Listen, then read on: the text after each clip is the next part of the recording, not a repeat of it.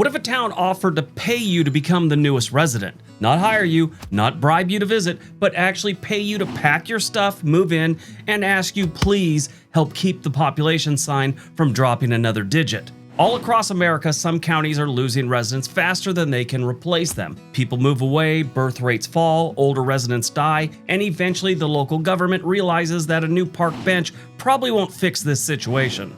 Not every state on this list is shrinking overall, but each has communities desperate enough to launch programs offering cash, free land, housing assistance, and other incentives to attract newcomers. I've done videos about communities that will actually pay you, and I've given you all the information where to move there. This video is about how desperate these states are to move people into these counties. So today we're looking at 10 states that have spent the last decade practically begging people to move in. Let's take a look. Number 10, Maine.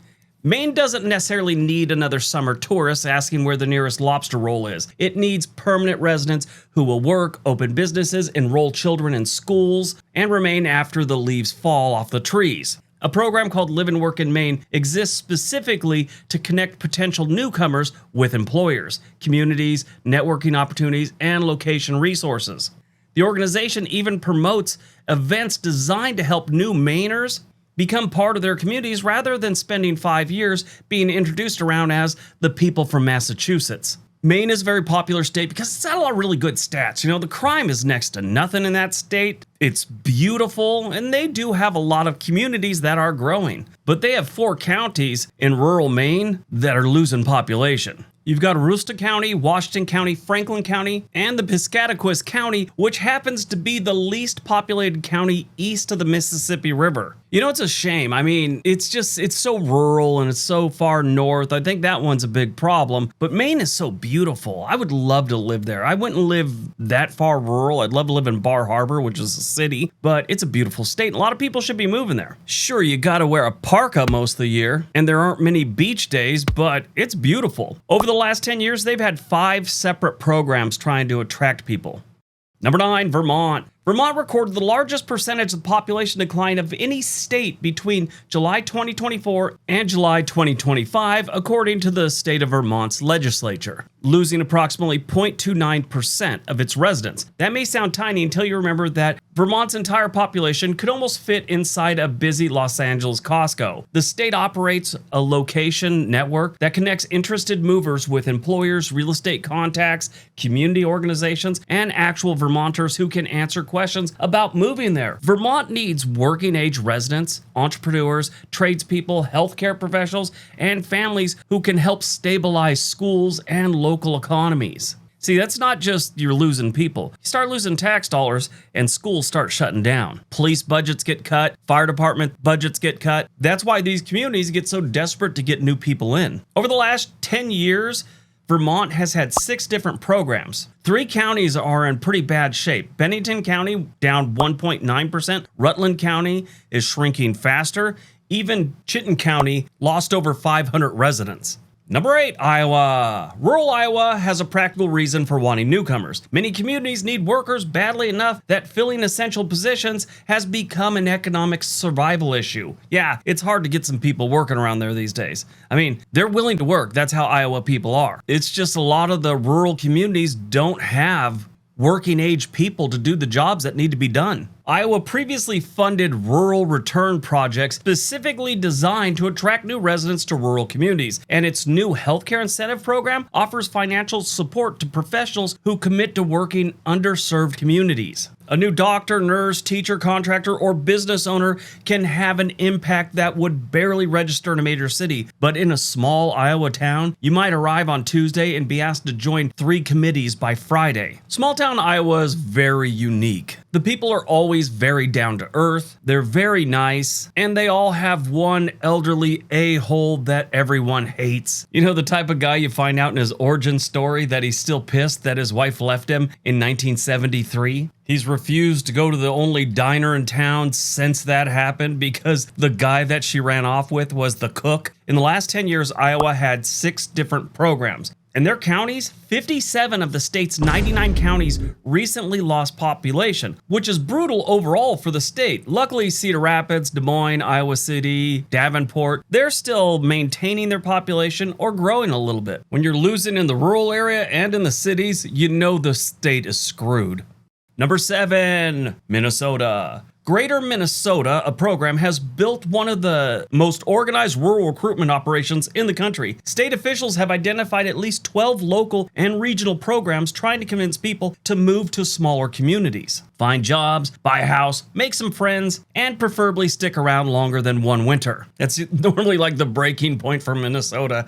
After that first winter, people start looking at warmer places. It's like you're shoveling your driveway for the 15th time and you start going, you know what? The skeleton coast of Africa looks pretty good right now. Right now in northwest Minnesota, newcomers are working, spending money, and softening the economic hit from having more funerals than baby showers. So this isn't just another tourism campaign telling people to visit the lakes, take a few pictures, and leave. These are towns that would really like you to buy a parka, a snow shovel, and learn what wind chill really means. Many of the rural communities in Minnesota are losing population, and in these areas, it's a normal situation of more deaths than births, and not enough people moving in to replace the residents who have passed away. Over the last 10 years, they've had 12 programs, according to the state, that have been designed to attract new people.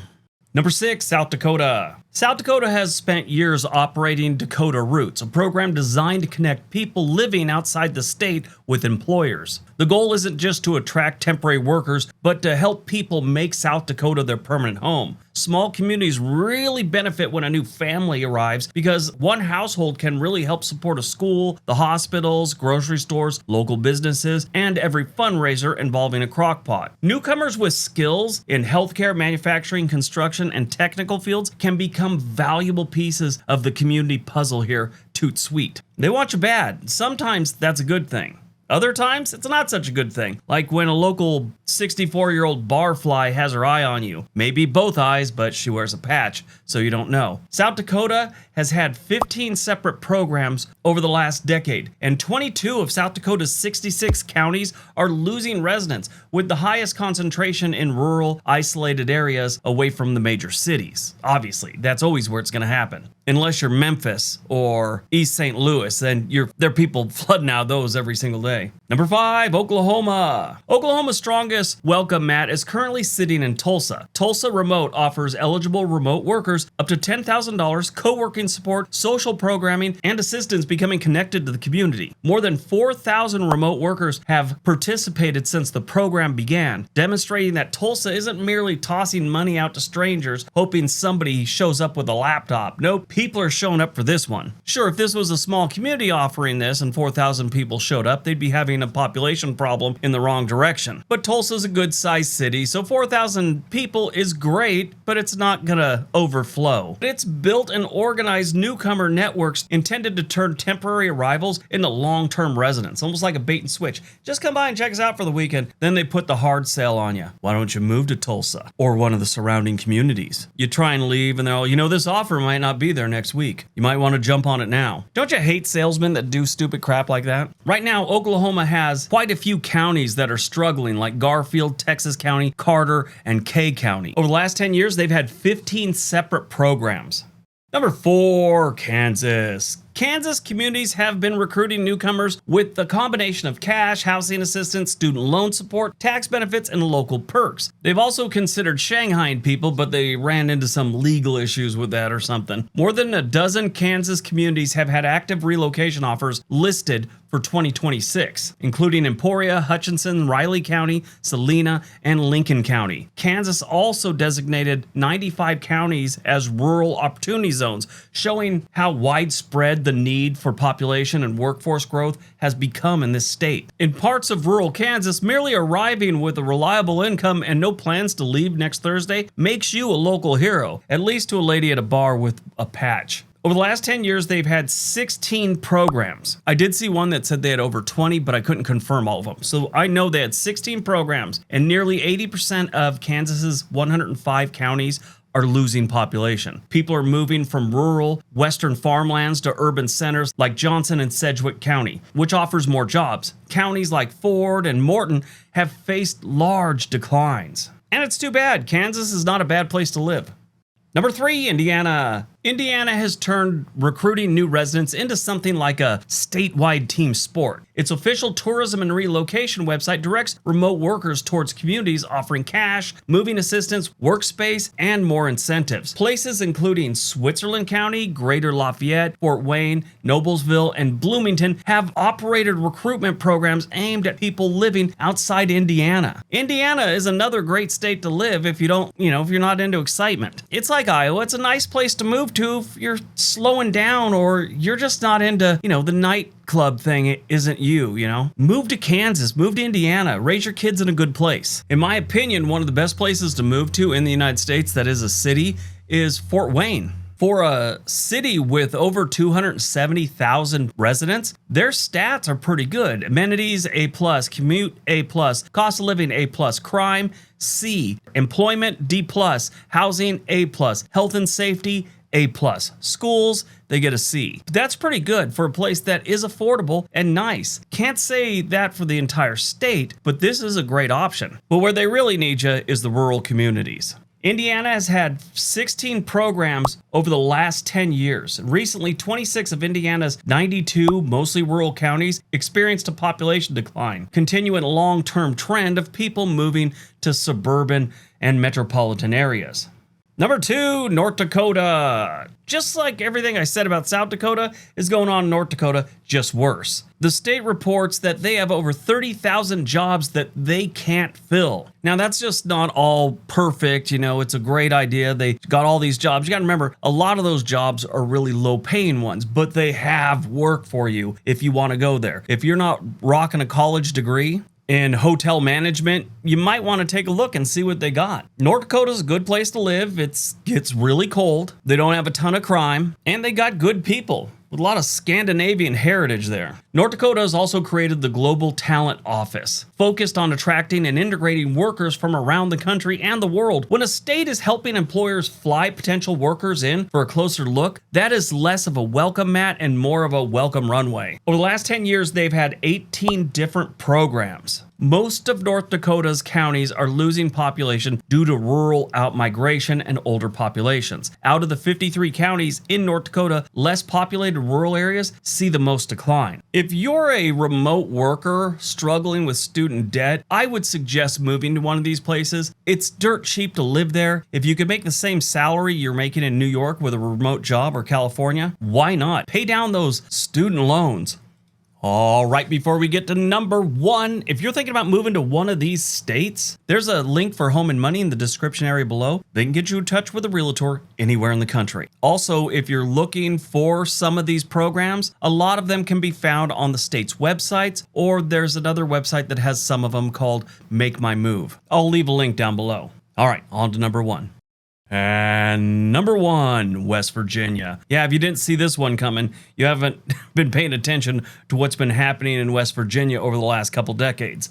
West Virginia's in bad shape. They've gotten a little bit better over the last handful of years, but they've still got a long way to go. Few states have a stronger reason to recruit newcomers than West Virginia. From 2010 to 2025, its population fell by almost 90,000 people, leaving many communities with fewer workers, customers, students, and taxpayers. They got a thing called Ascend West that will give qualified workers $12,000, a bunch of outdoor recreation stuff, co-working access, community events, and assistance settling into participating mountain towns. That's a good deal. West Virginia's beautiful. You just got to bring a job. Instead of BYOB, it's BYOJ. Now, they're not offering this to everywhere. They have 5 mountain communities right now on their list that if you want to move there, they'll hook you up. They might as well put on a sign that says, "We don't care where you came from or what you did. Just bring your income, your family, and perhaps a functioning small business." Yeah, I just wish West Virginia was in better shape. I mean, it is a beautiful state. The people I know there are wonderful people. It's one of those places I'd almost consider moving to, mainly just because the people are so cool there. I don't know.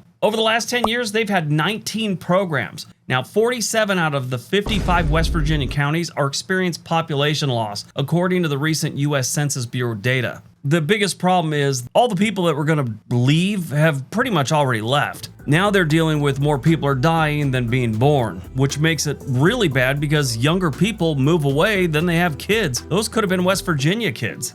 All right, that's today's video. If you like that one, you're really gonna love this one. It's about the fastest dying cities in the United States. Everyone have a great day. Be nice to each other.